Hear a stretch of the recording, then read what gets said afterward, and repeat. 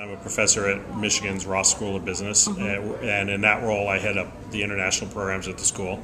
And I'm also the executive director of the William Davidson Institute, which is a think tank that focuses on business and policy issues in developing countries. In terms of how is the organization or internationalizing, the Davidson Institute's always been international because of the focus. In terms of the school, we've always had a fairly big program of student projects. It's called MAP, which is Multidisciplinary Action Program, and it involves student consulting assignments for credit. You know, for 2 months at the end of the first year, they only take one class, this MAP class. They get put into teams. They travel around and do projects.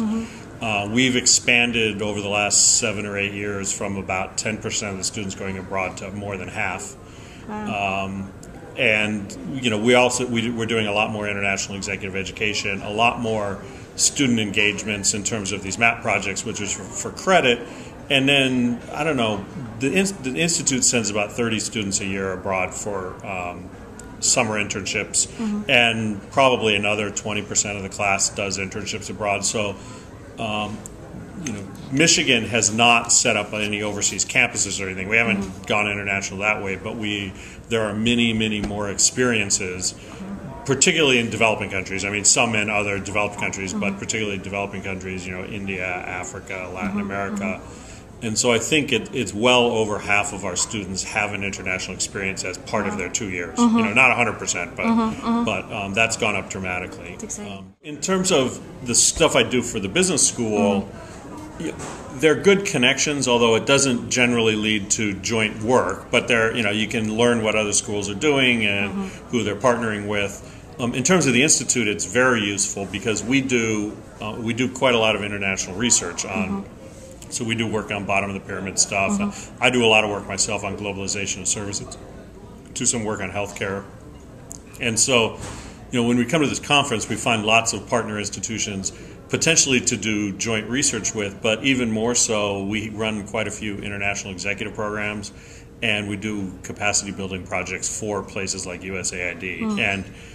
And so, you know, sometimes the schools here, you know, will do projects with them, but more often, you know, we may get a project from the U.S. government, but then we can deploy faculty from these schools, or we can partner with them, and a lot of times that's a lot more cost effective or higher impact. I mean, if you're doing a project in Rwanda or Nigeria, it's a lot better to bring in experts from, you know, Kenya and Tanzania than it is to fly some guy from Michigan, right?